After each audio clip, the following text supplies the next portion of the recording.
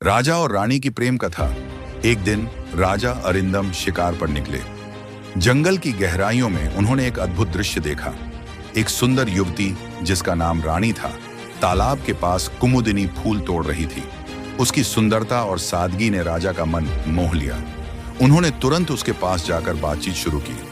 रानी, जो एक साधारण ग्रामीण युवती थी, राजा के वेश में आए अरिंदम को पहचान नहीं पाई। राजा ने उसे बताया कि वे एक यात्री हैं और जंगल में रास्ता भटक गए हैं। रानी ने उनकी सहायता की और उन्हें अपने गांव ले गई। वहां राजा ने रानी के परिवार से मुलाकात की और पाया कि रानी न केवल सुंदर है बल्कि अत्यंत बुद्धिमान और कुशल भी है।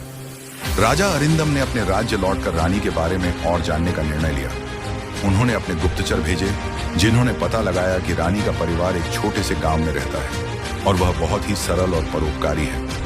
राजा अरिंदम ने रानी को अपने महल में आमंत्रित किया।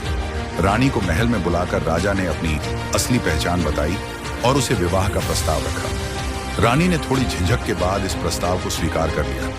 पूरे राज्य में खुशियों की लहर दौड़ गई। विवाह समारोह बहुत धूमधाम से मनाया गया और राज्य के सभी नागरिकों ने इसमें भाग लिया। विवाह के बाद रानी ने अपनी बुद्धिमानी और गुणों से राज्य को और भी समृद्ध बना दिया।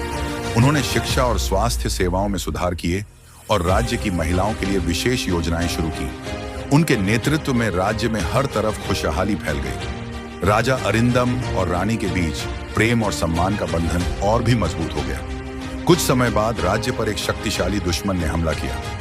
राजा अरिंदम ने अपनी सेना के साथ उसका सामना किया, लेकिन दुश्मन की सेना बहुत बड़ी और ताकतवर थी। ऐसे कठिन समय में रानी ने अपने साहस का परिचय दिया। उन्होंने अपने राज्य के नागरिकों को संगठित किया और युद्ध के लिए प्रेरित किया। उन्होंने खुद योद्धा का वेश धारण कर युद्ध में भाग लिया। रानी की नेतृत्व क्षमता और साहस के चलते राज्य के नागरिक भी योद्धाओं की तरह लड़ने के लिए तैयार हो गए। उन्होंने न केवल अपनी रक्षा की बल्कि दुश्मन को भी परास्त कर दिया।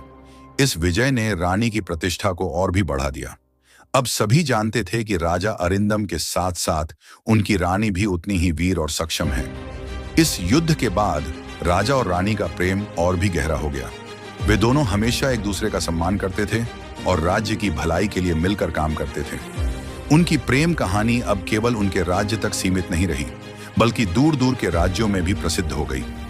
एक दिन जब राजा अरिंदम और रानी एकांत में बैठे अपनी पुरानी यादों को ताजा कर रहे थे, राजा ने रानी से कहा, हमारा प्रेम केवल हमारे दिलों में नहीं बल्कि इस राज्य के हर कोने में बसा हुआ है। तुमने मेरे जीवन को संपूर्ण बना दिया है। रानी ने मुस्कुराते हुए कहा, राजन, प्रेम में ही जीवन की असली सुंदरता है। हमारा प्रेम सदैव अमर रहेगा, चाहे समय कितना ही क्यों न बीत जाए।